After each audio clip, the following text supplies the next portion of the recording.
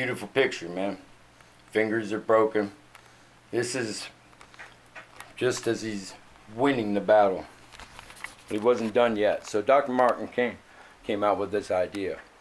So Mr. President, in all due respect, from a guy who has a lot of videos and has sometimes the ear of the people in the sense that I try to be one of them and look at things from where I come from. I'm an ex-felon, I'm an ex-addict, I'm ex-homeless. I've gone back to college, graduated boot camp, Bold 15th Platoon. Got to give a shout out for my Camp Hill. I'm a graduate of drug court program. All right, got hurt.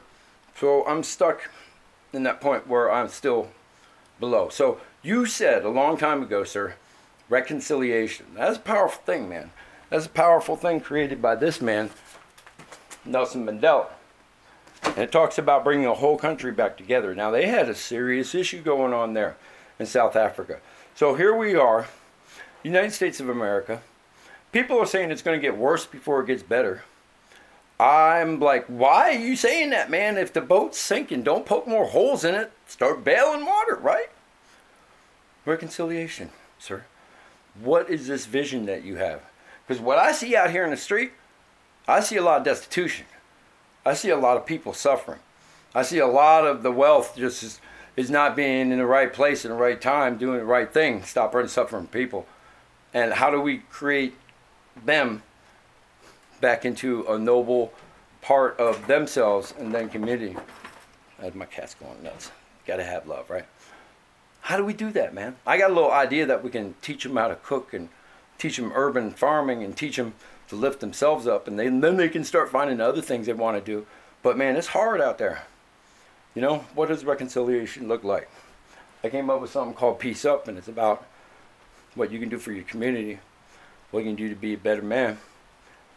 I don't get a lot of views, but I got a good question because you brought it to us.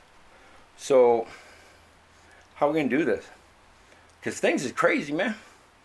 Things ain't right, and if they're coming from hate and from frustration and anger, and we got to end these things. We got to end these things that lead to the bad paths of addiction, criminality, being torn away from your family.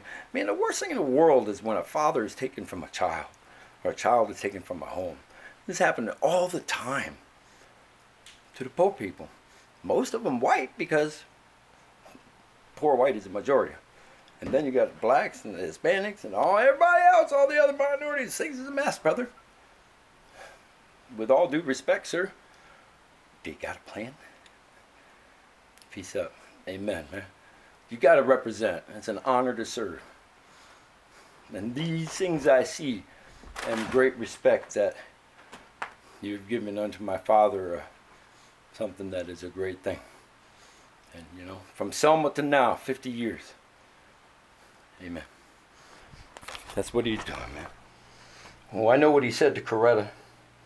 He said, Coretta, he said, I want my children